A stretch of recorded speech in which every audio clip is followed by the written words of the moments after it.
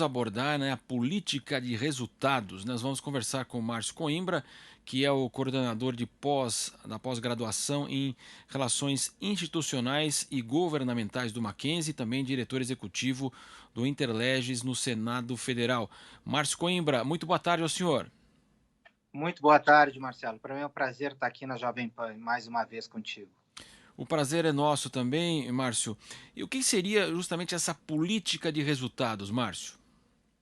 São os resultados, Marcelo, que nós vamos ver agora, nesse ano que se inicia, que será um ano muito complicado para o Brasil, porque nós temos o fim do auxílio emergencial, agora no início de janeiro, e isso vai derivar muitos problemas ao governo Jair Bolsonaro, um governo que está refém do Centrão e não deve aprovar nenhuma medida de impacto até o fim dos seus dias. Portanto, Bolsonaro ele está seguro na sua cadeira, mas ele dificilmente vai passar reformas, porque essas reformas elas não estão na agenda do Centrão.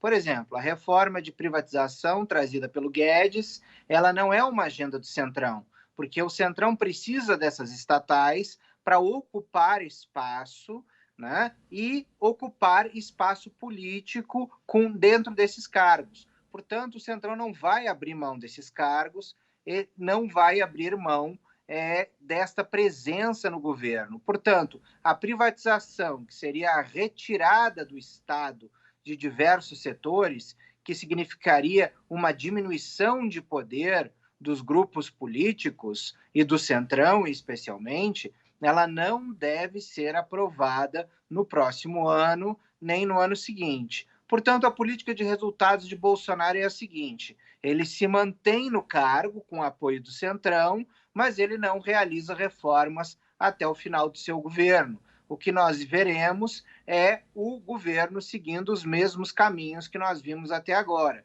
sem mudanças estruturais fortes, mas com um presidente com votos suficientes para não sofrer um impeachment. Aí vira então uma mera luta pelo poder. Exatamente, uma mera luta pelo poder. É isso que a gente vai acabar vendo nesses últimos 2 anos de governo Bolsonaro. Até porque Bolsonaro vem na contramão da eleição dos últimos líderes mundiais. Esse populismo que caracteriza o Bolsonaro, ele acabou sendo derrotado em diversas eleições ao redor do mundo, com o exemplo mais claro que foi a derrota do Donald Trump nos Estados Unidos. Portanto, esse governo dele, ele tende a sofrer o mesmo desgaste que o Trump sofreu e nós não veremos a mesma onda que levou o Bolsonaro ao poder em 2018. Aquela onda, Marcelo, é uma onda que acontece no Brasil a cada 3 décadas. A última onda que elegeu um político insider que se vende como um outsider do sistema foi Fernando Collor em 89. Antes disso, Jânio Quadros em 1960. E antes disso, não eleito, mas chegou ao poder Getúlio Vargas. Bolsonaro, ele aproveitou essa onda, que é uma onda de reset de todo o sistema político, que ocorre a cada 30 anos, e chegou à presidência.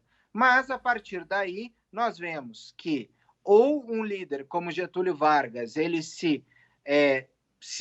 cria um novo ciclo no poder, ele se sedimenta no poder, ou líderes como Jânio e Collor acabam caindo e acabam tendo presidências que são esquecidas. Bolsonaro, acredito que não caia, mas vai pelo caminho de não seguir no poder, porque este novo ciclo que tende a se iniciar não tem a liderança de Jair Bolsonaro. Nós veremos um novo equilíbrio de poder a partir de 2022. Isso significa, Marcelo, que a dinâmica de 2018, de redes sociais, esse tipo de campanha, a polarização, ela não será a tônica de 2022. A gente só precisa lembrar que 89 teve um tipo de eleição e 94 um tipo de eleição completamente diferente. A eleição de 2018 é muito parecida com a de 89 e a de 2022 ela tende a se parecer muito mais com a eleição de 1994. Então nós teremos uma nova dinâmica eleitoral que não favorece o presidente Jair Bolsonaro.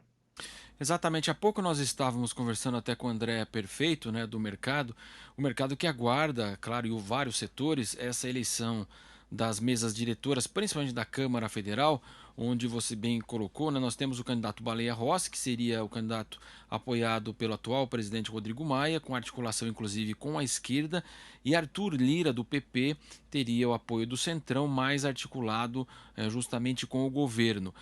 Nesse caso, o senhor acredita então que se o Baleia Rossi vencesse essa eleição, haveria até uma possibilidade de reformas, mas se Arthur Lira vencer então essa eleição na Câmara, então é aquilo que o senhor imagina, não teremos a discussão da reforma tributária, reforma administrativa e outras reformas possíveis, principalmente a política, que a gente sabe que dificilmente os políticos vão mudar a sua atual legislatura, que evidentemente para eles já estão acostumados e tratam muito bem dessa legislação. Exatamente. A gente vai ter, se o Arthur Lira vencer na Câmara dos Deputados, tudo indica que a gente vai ter uma estabilidade para o Palácio do Planalto, mas ausência de reformas, especialmente uma reforma administrativa, que o Centrão não tem o menor interesse de passar. O Centrão pode ter até o interesse de passar algum remendo de alguma reforma tributária para se dizer que fez alguma coisa, mas acredito que nada muito profundo. Privatizações a gente pode esquecer. Baleia Rossi seria um presidente da Câmara muito parecido com o Rodrigo Maia nesse quesito, ou seja, teria uma agenda, que é uma agenda importante para o país para avançar em determinados assuntos, em determinadas reformas, mas não reformas muito profundas que mexem no sistema também.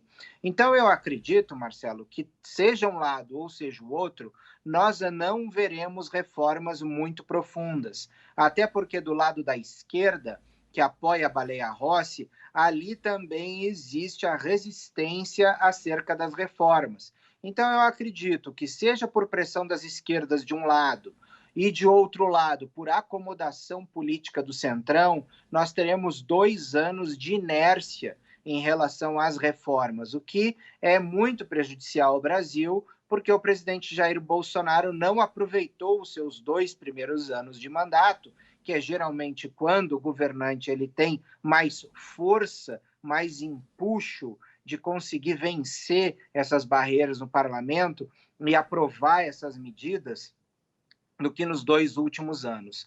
Mas o que nos leva a crer que Bolsonaro não tinha essa agenda como uma agenda sua prioritária, porque a sua agenda prioritária foi uma pauta de costumes, uma pauta de você liberar a compra de armas, eram pautas que realmente não estavam de acordo com aquilo que o Brasil precisava para você ter um desenvolvimento econômico sustentável no médio e longo prazo. Agora, o Brasil, refém dessa pandemia, vai sentir na pele não ter feito o dever de casa anteriormente. Então, esta falta de gestão pública que nós vivemos nos 2 primeiros anos do governo Bolsonaro, ele tende a cobrar sua fatura nos 2 anos finais e também por alguns anos assim pela frente. Eu fiz parte do governo Bolsonaro no início dele e me desliguei assim que eu vi que nós tínhamos um pouco espaço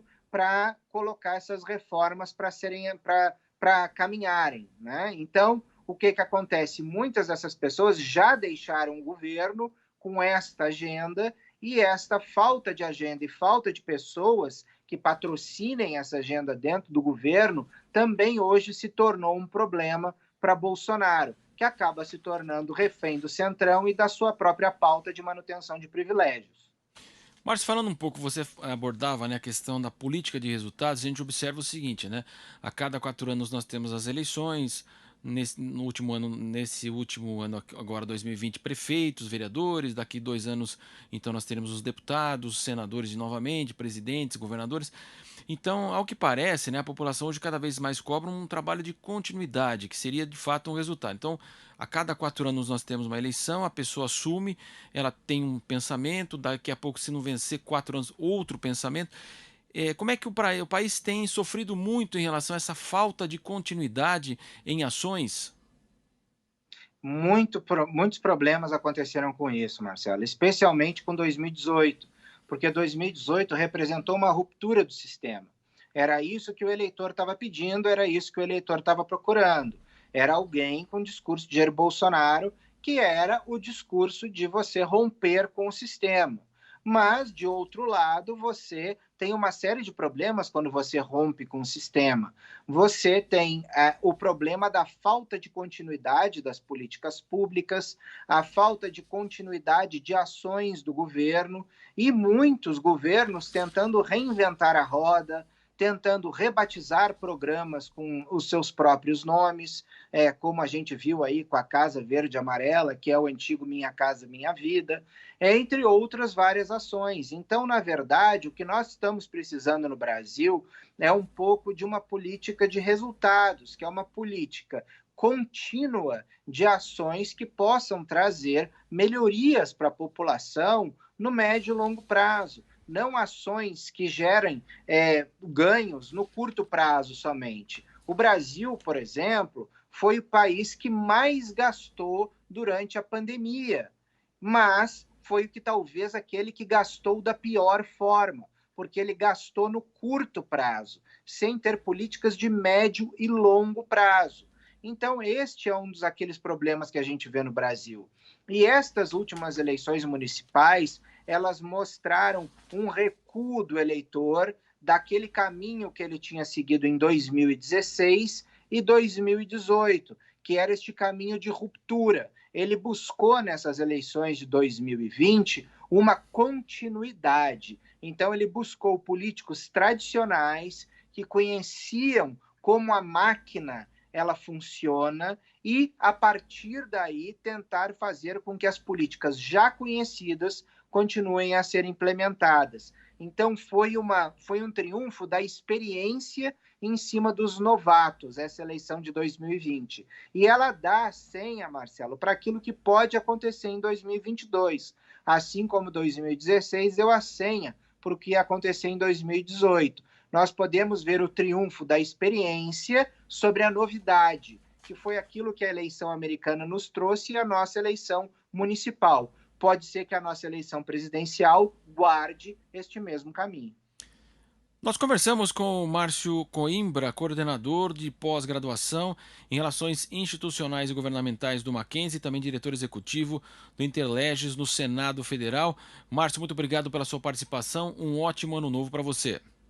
Muito obrigado, Marcelo. Um ótimo ano novo para você e para todos aqueles que nos assistem na Jovem Pan. Muito obrigado, muito boa tarde então ao Márcio Coimbra.